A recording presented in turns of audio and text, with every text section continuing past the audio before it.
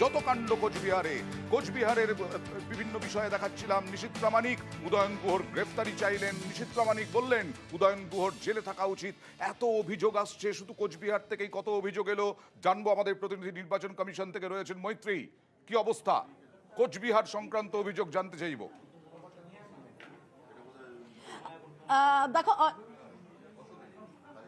অয়ন, এখনো পর্যন্ত সার্বিকভাবে যে অভিযোগের ছবিটা উঠে আসছে বেলা 10টা পর্যন্ত মোট 151টি অভিযোগ বিভিন্ন জায়গা থেকে এসে রেজিস্টার্ড হয়েছে নির্বাচন কমিশনের কাছে। তার মধ্যে একটা বড় অংশ কোচবিহার থেকে এসেছে বলে আমরা নির্বাচন কমিশন সূত্রে জানতে পারছি। তবে এখনো পর্যন্ত সেই সংখ্যাটা আরো কিছুটা বেড়ে গিয়েছে, যদিও ফাইনাল ফিগার্স অর্থাৎ বেলা 12টার পরে কত অভিযোগ এসেছে সেই আপডেটেড ফিগারটা এখনো পর্যন্ত আমাদের কমিশন দেয়নি। তবে যে ট্রেন্ড দেখা যাচ্ছে তাতে কিন্তু বোঝাই যাচ্ছে যে এই সংখ্যাটা 200 গণ্ডে ইতিমধ্যেই পেরিয়ে গিয়েছে।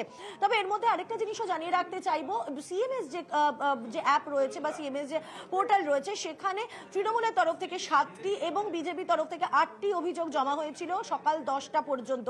অর্থাৎ 151টির মধ্যে যেগুলি আইডেন্টিফাইড অভিযোগ, এআইটিসির তরফ থেকে 7টি এবং বিজেপির তরফ থেকে 8টি অভিযোগ জমা পড়েছিল। তবে মূল যে এই 151টি অভিযোগ, যার মধ্যে সিভিজিল অ্যাপের অভিযোগ রয়েছে এবং বিভিন্ন ক্ষেত্রে যেখানে সাধারণ মানুষ যেমন অভিযোগ জানাতে পারবেন, বিভিন্ন রাজনৈতিক দলের কর্মীরা অভিযোগ জানাতে পারবেন, সেই জায়গা নিয়ে সব মিলিয়ে কিন্তু 150টিরও বেশি অভিযোগ জমা পড়েছিল সকাল 10টা পর্যন্ত। পরবর্তী সময়ে তোমার কাছ থেকে আরো আপডেট নেব এবং জলপাইগুড়ি আলিপুরদুয়ার এই দুটো কেন্দ্রেরও ছবি আপনাদের সামনে দেখাবো। তবে এই যে ছবি দেখছেন, এই ছবি দেখতে দেখতেই আমরা একটু আলোচনায় যাই। কৌশিক বিশ্বাস, তৃণমূল মুখপাত্র ডক্টর কৌশিক বিশ্বাস, উদয়ন গুহকে গ্রেফতার করতে হবে, উদয়ন গুহর জেলে থাকা উচিত। অনুব্রত যেমন জেলে আছে, তাহলে কোচবিহার শান্ত থাকবে। দেখুন, সারা কোচবিহারের সমস্ত মানুষ জানেন যে অ্যাকচুয়ালি কার জেলে থাকার কথা। নিশীথ প্রামাণিক সিম্পলি ভয় পেয়েছেন, তার কারণ উনি অনেক দিন ধরেই বুঝতে পারছিলেন যে উনি এবার হারতে চলেছেন। এবং আজকে সকাল থেকে ভোটারদের যে ঢল কোচবিহারে, এবং কোচবিহারের আমি আপনাকে বলছি বুথ নাম্বার 286 ছোট শালবাড়ি শীতলকুচির, সেখানে কিন্তু তৃণমূল কংগ্রেস কর্মীদের উপর নিশীথ প্রামাণিকের বাহিনী বর্বর আক্রমণ করে সকাল থেকেই। একাধিক জায়গায় অশান্তি সৃষ্টি করার পরেও তাদের কিন্তু দেখতে পাচ্ছে যে জনসমর্থনের যে দিকটা রয়েছে সেই দিকটা তাদের থেকে সরে গেছে, যার জন্যে ভীত সন্ত্রস্ত নিশীথ প্রামাণিক এই কথাটা বলছেন। সর্বোপরি কেন্দ্রীয় নির্বাচন কমিশন নির্বাচনটা পরিচালনা করছেন। কেন্দ্রীয় নির্বাচন commission whatever deem fit ওনারা ব্যবস্থা নিন, খুব ভালো কথা। আমরা তৃণমূল কংগ্রেসের পক্ষ থেকে চাইছি পশ্চিমবঙ্গে অবাধ, শান্তিপূর্ণ এবং সুষ্ঠু নির্বাচন হোক। কৌস্তব, একটা বিষয় হচ্ছে যে বারবার নিশীথ প্রামাণিক উদয়ন গুহর বিরুদ্ধে বলছেন, কিন্তু পুলিশের বিরুদ্ধেও বলছেন। পুলিশ তো এখন নির্বাচন কমিশনের অধীনস্থ, সেখানে পুলিশের বিরুদ্ধে এত অভিযোগ কেন? বিজেপি কি ক্ষুব্ধ কমিশনের ভূমিকায়? দেখুন, একটা জিনিস তো স্পষ্ট, সেটা হচ্ছে নিশীথ প্রামাণিক এই উদয়ন গুহর নিশীথ প্রামাণিকের উপরে রাগ থাকাটা খুব স্বাভাবিক।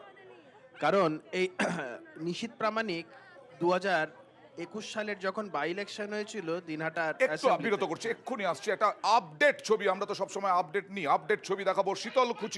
শীতলকুচিতে ভোটদানে বাধা, তৃণমূল কর্মীদের ভোট দিতে যেতে বাধা, বিজেপির বিরুদ্ধে অভিযোগ।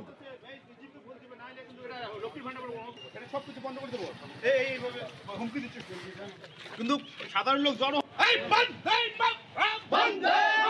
ছোট শালবাড়ি পঞ্চায়েতের ঘটনা, প্রতিবাদে পথ অবরোধ তৃণমূল কংগ্রেসের, কেন্দ্রীয় বাহিনী রয়েছে সেখানে, যদিও অভিযোগ অস্বীকার বিজেপির।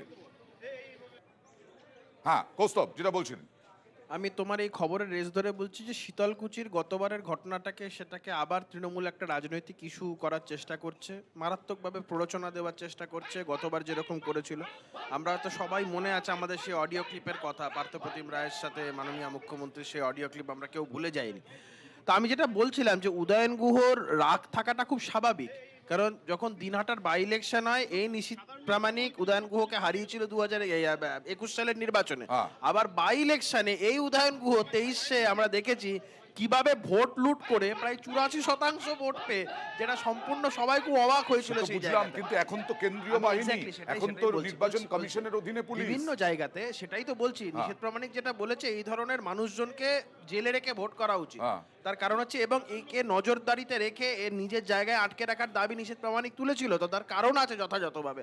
এই কিছুক্ষণ আগে শীতলকুচিতে বিজেপি কর্মীর একজন, তার মাথায় কোপ মারা হয়েছে ভোট দিতে যাওয়ার জন্য। চোখে পাথর মারা হয়েছে, এরকম বুড়ি বুড়ি অভিযোগ আসছে, সেগুলো ভারতীয় জনতা পার্টির যারা বিষয়গুলো দেখছে সেই কমপ্লেনগুলো লজ হচ্ছে। আমি বলছি এই সিটটা সম্পূর্ণভাবে তৃণমূল কংগ্রেস বুঝেছে যে কিছু করার নেই, কারণ এই যে আজকে 3টে নির্বাচন হচ্ছে, জলপাইগুড়ি, আলিপুরদুয়ার, মানে তিনটে আমি সিটেই জাস্ট বলে তৃণমূল বুঝেছে যে কিছু করার কেন, নেই। তার কারণ আছে। আচ্ছা। 21 সালের নির্বাচনে তৃণমূল কংগ্রেস সেই অ্যাসেম্বলি নির্বাচনের যদি রেশও যদি ধরি, এই 3টে লোকসভা সেগমেন্টের মধ্যে 21টা সিটের মধ্যে মাত্র 4 থেকে 5টা তৃণমূলের আছে, Okay. এবং মানুষের সেখানেও তাদের প্রতি আর আস্থা নেই। আমি বলছি উদয়ন গুহর মতন মানুষকে ডিফেন্ড করা তৃণমূল কি ডিফেন্ড করবে? যে যার Okay. নিজের বাবার হতে পারেনি, যে যার নিজের বাবাকে চোর বলেছে, যে আর কি করবে?